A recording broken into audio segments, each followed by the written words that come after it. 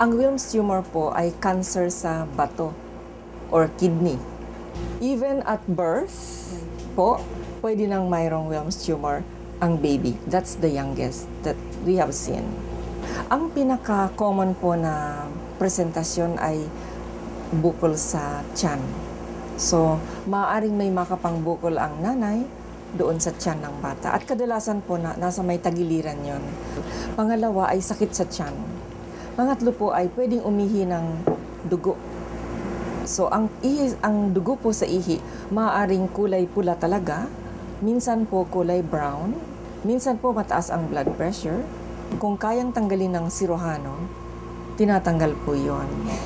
Either yung tumor lang or buong kidney. Kung hindi po kayang tanggalin kasi sobrang laki na, o kaya nagdidikit-dikit na po sa bituka o sa ibang parts ng sa loob ng tiyan, ay biopsy lang muna. Ngayon, kung sobrang laki po talaga at delikadong i-biopsy, binabase namin ang aming diagnosis sa CT scan or MRI kasama nung examination ng bata. Then, binibigyan po namin ng chemotherapy muna para po mag-shrink o lumiit yung bukol at sana maging madali ng operahan ng siruhano. Una po, para safe ang paggagamot, dapat alam namin kung ano yung tumor na yon. Kaya po kami nagre-request ng biopsy. The lower the stage, the shorter the treatment po.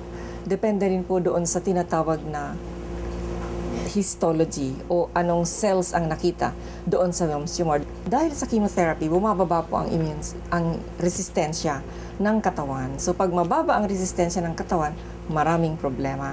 Number 1 na dyan ang infection. Kaya po ang kalinisan sa lahat ng bagay, meron po kaming mga pinapainom din pagkain po na may immune factors, kaya po lumalakas ang kanilang immune system. Bihira sila magka-infection.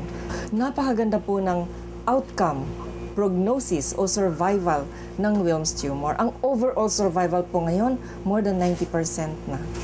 Kapag stage 1 nga, halos lahat po sila nabubuhay talaga ng matagal na matagal.